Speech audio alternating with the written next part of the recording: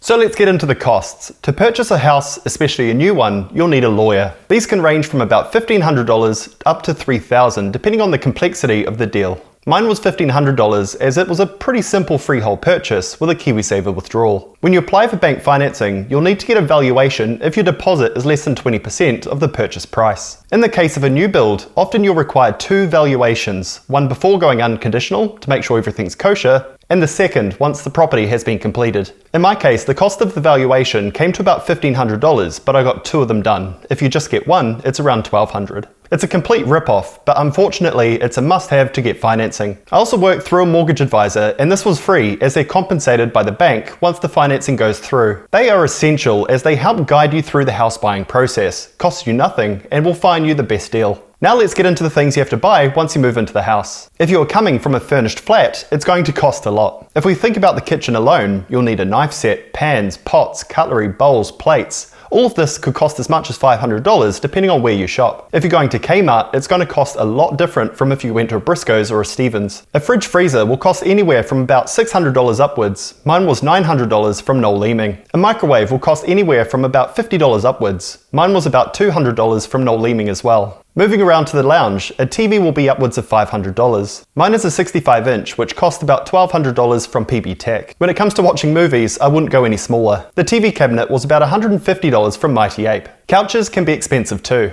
I picked mine up second hand as the wait time at Freedom Furniture was upwards of 6 months last year. A couch of this size would be anywhere upwards from about $3,000 new. However, I got mine second hand of course, and it cost about half of this. You'll also need a washer and possibly a dryer, each costing up from about $800. Window coverings too can be expensive. Blinds are the cheaper and more modern way to go, each costing about $300 on average. These curtains downstairs were about $1,000, which in hindsight wasn't the way to go. Upstairs, in the bedroom, the bed and side table came to about $3,000. This was on the higher end of things, with the frame and table costing $2,000 from Freedom Furniture. And finally, in the office, the big desk cost $400 from Mighty Ape. The smaller one $150 from Warehouse Stationery, and then my film equipment I covered in an earlier video about starting a YouTube channel. Air conditioning units can be pricey too, with each unit costing $750 plus, and the installation costing at least that on top too. So each unit costs at least $1,500 installed. You won't find it any cheaper. I got my 2 kilowatt units from Trade Depot. So when you're buying a house, do consider all of these additional costs which you'll need to pay in addition to paying your deposit on the new home.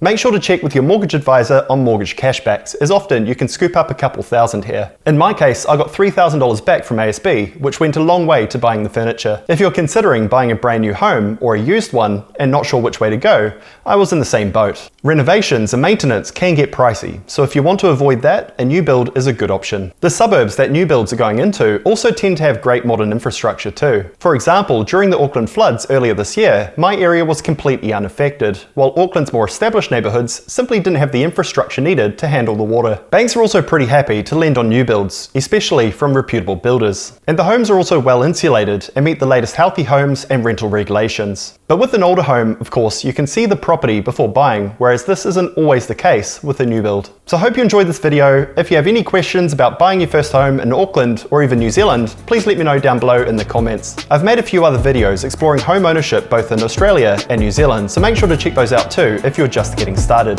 Thanks for watching, and I look forward to catching you on the next one. Cheers.